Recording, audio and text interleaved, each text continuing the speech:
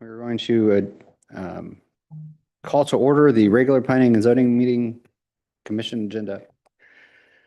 Sorry, the regular planning and zoning commission meeting for February 26th, 2026. We're here in the City Hall Council Chambers at 405 Municipal Drive. And so our first item is call to order. Can I get a roll call? Yes, sir. Place 2, Present. Place 3, Jeff Madrid. Present. Chair Malkowski. Present. Place 4, Jones. Present. And place 5, Martinez. Present. Sir, we are full and we have a quorum. Thank you. The next item on our agenda is the public comments for any items that are not on the agenda. Do we have anybody sign up for any public comments not on the agenda? No signups. Okay. All right. Well, we will go ahead and move on to our next item, our regular session. The first item on our regular session is the consent agenda, which only includes one item, and it is the approval of the minutes from the December 22nd, 2025 meeting. Any discussions? Any motions? I personally can speak for myself. I do not have any concerns. I, at this time, would motion to accept those agendas for agenda and the meeting minutes from December 22nd. Second. Okay. All in favor? All right. Unanimous. All right. It moves us into our public hearing. This is the public hearing for PZ case 2601. This is to conduct a public hearing and consider the proposed zoning change from OT4 Old Town Subdistrict 4 to C2 General Commercial District at 444 East Kennedale Parkway, Boaz, CA subdivision of the J.B. Renfro Lot 31 of the City of Kennedale, Tarrant County, Texas 76060. Do we have staff presentation? Oh, sorry. We need to open up the public hearing first, right? Okay, so we'll go ahead and open up the public hearing at 6:02. Did we have anybody that signed up to speak on PZ case 2601? No, sir, we have not. Okay. Ma'am, you just joined. Were you looking to speak on this planning and zoning? Okay. All right. So we have nobody signed up for comments. No, sir. Okay, we will go ahead and close down public comments on PZ case 2601 at 6:03. All right, ready for staff presentation?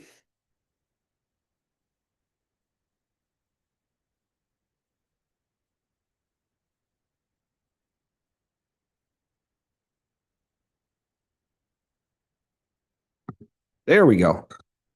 What do you know? Okay. Thank you.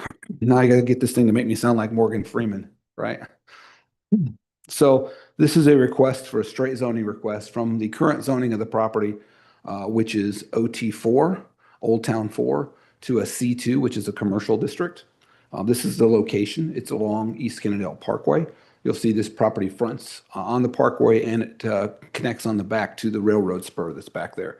And I've also shown you, this is what it looks like from the street. The site is a location of a business that does business services primarily for gas stations, right? They do a lot of servicing of gas pumps and testing and underground tanks and things of that nature, okay? So this is the location of the site, as I said, the current zoning, and you can see it a little better on this parcel where you can see that this is a property that, although it's separated, from the railroad, there is some residential properties sort of to the southwest of there, but it's separated by that railroad track.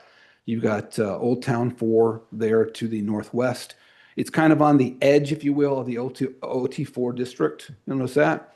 It's got C2 properties adjacent to it to the southeast and to the sort of the northeast side of there. So it's like right on that edge of the OT area, right? This is an area that is designated on the future land use plan for what's called a transit-oriented development, okay, transportation-oriented development. And actually, it is one of two locations in the Kennedale's land use plan that is designated for such.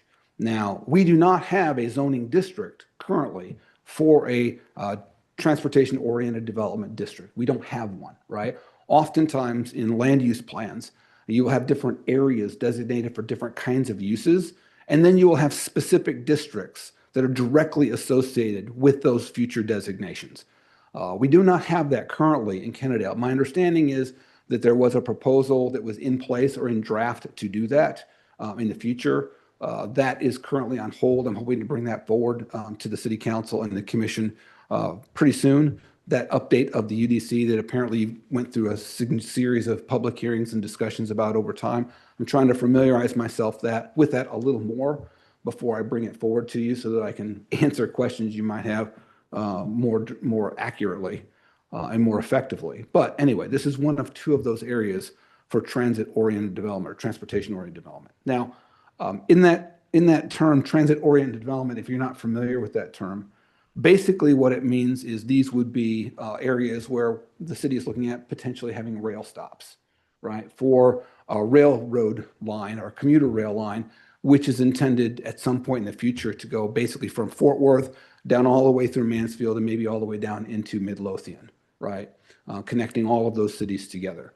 Now, whether that's a commuter rail, big, long commuter rail, or whether that's a light rail system, ultimately has an impact on these TOD designations as to passenger ridership and the effect that those can have on areas where these stations are located. Wherever a train station is located, these things have been typically very successful around the country in terms of spurring economic development, increasing land values. And the real advantage of a transit-oriented development is that in these particular areas, you can have fairly dense development activity. Those additional houses, oftentimes apartments or businesses on the bottom with apartments on top, pretty typical kind of scenario. But you don't necessarily have to have it high density. There are smaller town versions of that. But the advantage that these have is numerous in terms of encouraging development to the city.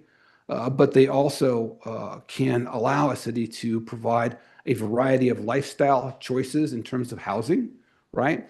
By providing density in certain places in the town so that you don't have that pressure necessarily in other parts of town that are more rural in nature to split all these larger lots up into individual little subdivision lots, right? So, I mean, the reality is there's a housing market in the country, especially in Texas. There's a lack of housing. And so by providing a large number of units in a smaller location, you can relieve that pressure that you might otherwise feel in other parts of the community where folks might want it to be more rural, or more semi-rural in nature. So the issue that we have here, as you see, this particular proposal is kind of smack dab in the middle of that TOD area, pretty much centralized in it. And in fact, given its attachment to the rail station, this might be a site that would potentially be a prime location for a rail station, right? Right on the back side of it. So what I would say is the proposal that the applicant has is consistent with the current local area. This is an area that's sort of semi-developed, low-level houses, metal-sided buildings. It's more commercial in nature. You see a lot of automotive type business activities in here.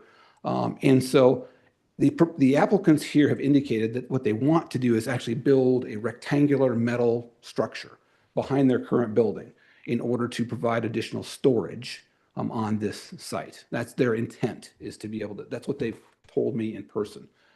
They cannot do that under the current OT4 district regulations, right? Number one, because that building that they proposed wouldn't meet the architectural standards that are associated with the OT4 district. They wouldn't be able to have just a basically box metal building. They have to put a bunch of architectural elements to it, which is not their desire. So the two impacts that this zoning change would have, if you're so inclined to recommend it, would be, number one, to eliminate those barriers to the current applicant, but it would also add a significant number of land uses onto this site that are currently not allowed under the OT4 district. These users probably don't need all of those, but remember that rezoning is, in essence, permanent, if you will. The intent here is not necessarily to deal always with the current user of a piece of property, but long-term in the future, 5, 10, 15 years from now, does this zoning district make sense for your community? So I'd ask the commission to consider that in your evaluation this evening. So in my analysis this evening, what I've told you is that this is not a zoning request, it's a little odd, that is really counter to or would necessarily be damaging to the adjacent businesses, right? It's fairly compatible. This is not a use that's currently in place that creates a lot of noise or negative impacts to adjacent properties. So right now, it's really probably, it wouldn't necessarily be a horrible thing if you were, it wouldn't create, I don't think, a lot of issues. And I think that's evidenced by the fact that we haven't received any responses from individuals who have been notified, either in favor of or against this particular request. So in short, maybe it's not such a bad request for the current users, but what this would do is potentially imperil the long-range land use plan, given particularly where it's at. If this request was sort of at the edge of that location for the transit-oriented development, it wouldn't be nearly as impactful. You can kind of think, maybe that density is here and this is kind of okay in those locations. But your action this evening, should you recommend and should the council ultimately approve this zoning, would arguably, it could imperil the ability of this site to ultimately be developed as a transit-oriented development location, just because of its geographic location kind of in the middle of that area. Here's a quick little slide I'll show you that shows those two. You can see one of those TOD areas is kind of at the extreme northern part of the community. And then we have this one, which is very close, where you see the rail coming very close to the highway. And so you can see why this was considered to be a potentially prime location for such a development. I will add that the nature of the commuter rail that ultimately gets placed in this location would potentially affect whether or not the city is likely to have two of these locations within it, right? A light rail system typically can only handle about 15,000 passengers a day, right? Depending on how they're run, how quickly they're run, et cetera, before they get overloaded. Those stations tend to be closer together, in some cases less than a mile apart, right? And so with a light rail system, it's not inconceivable that you could have two potential stops here in Kennedale, right? With a commuter rail system, however, where we're dealing with 60,000 passengers a day or more, these are the big engines you see with multiple cars on them. They tend to not want to stop very often. They're big and heavy, takes a while to get moving, right? And so usually you have a much longer distance between places where you have rail stations where people can get on and off. If that ultimately is developed, it's more likely that Kennedale, if they get one of these stations, would only get one of these two locations. So really the question for you today is, how committed are you to this land use plan, right? That I think is a major factor, or should be a major factor in your determination, in your recommendation. Staff is recommending denial primarily because of this lack of compatibility with the future land use plan, right? Not because of it's necessarily a bad thing for the adjacent properties, but I'm assuming that the land use plan, which is the official policy of the city, is what you would like to see happen in the future at some point in time. I can't tell you when that's going to happen, whether that's 2 years from now, whether that's 5 years from now, whether that's 40 years from now. Market conditions will decide that. But I thought those would be pieces of information that would help you in your determination. And I wanted to explain to you why staff is recommending denial at this particular point. It's not like I'm jumping up and down about it per se, but it would have a negative impact, I believe, on the ability of the community to enact that future land use plan. Do you have any questions for me?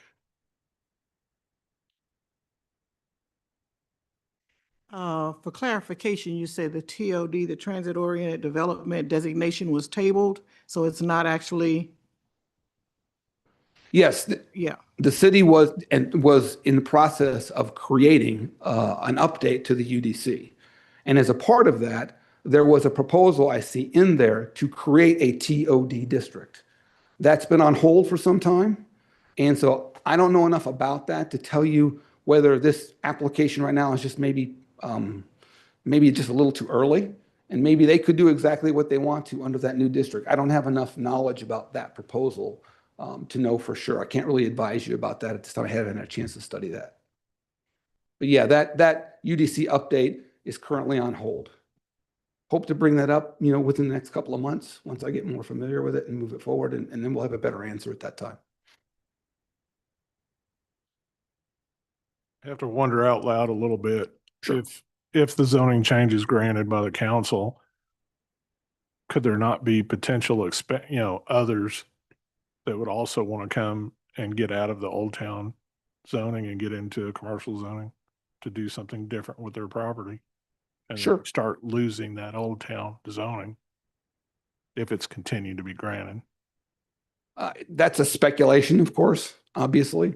And of course, I don't know what all those individual property owners would necessarily want, but oftentimes it's not unusual that property owners pay attention to how councils vote, whether certain zoning requests are approved or not. If you've been thinking about it and then you see the council approve it, then that may spur you to go ahead and, throw the dice on your property as well. If it seems like there's a pattern there that's a kind of a use that they like, or a kind of a district that they like. So that could happen.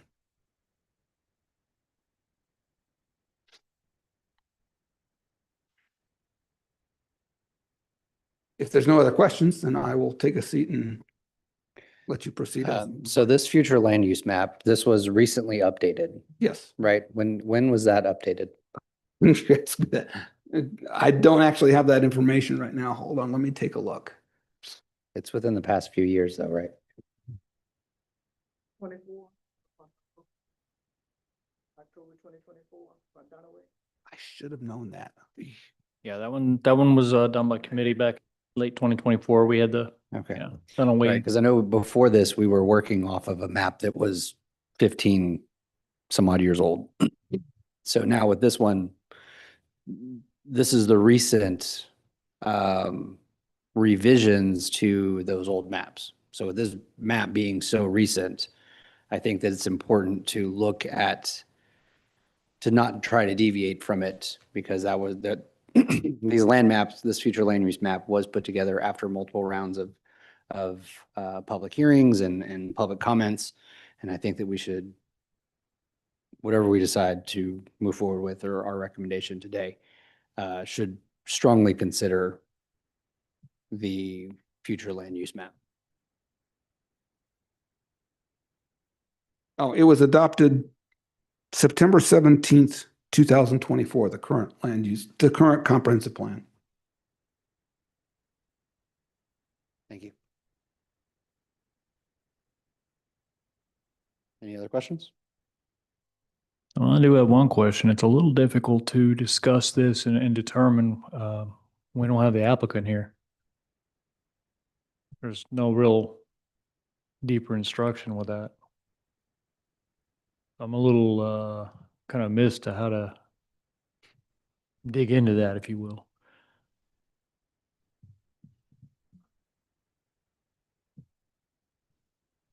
So your options this evening would be to make to approve, to make a recommendation to deny. You can also go ahead and you can table this item or reduce or move it to another meeting. And I would say if you want to do that, if you want to delay a decision on this matter, then in your motion, you should indicate a specific time and date. That way we wouldn't have to re-advertise it. Right, so you could just say at our next regularly scheduled Planning and Zoning Commission meeting, if you're not ready to make a decision this evening, that's certainly an option that you have available to you. I think one thing about this commission is to actually uphold the future land use to begin with. I believe that's been kind of drummed into us over the last couple of years, and that's, as it sits right now, we've got staff saying, well, it's against the potential use, future land use as it is, even though that particular area was tabled. I believe that was the spirit of what we're supposed to uphold. So I'm personally gonna look at it like that as well.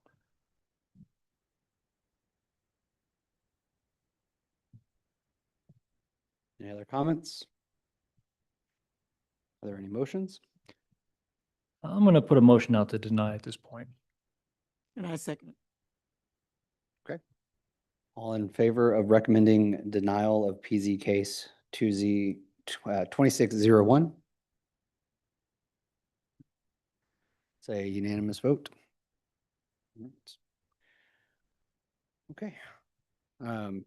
That moves us on to our next, those are all the items that we have on our agenda for today. And so we can go ahead and adjourn at 6:20. Oh, we'll get a motion to adjourn? Yeah, I was gonna say, I'll recommend a motion to adjourn at this time. It's one of our favorite things. Second. All right, all in favor? And we are adjourned at 6:20.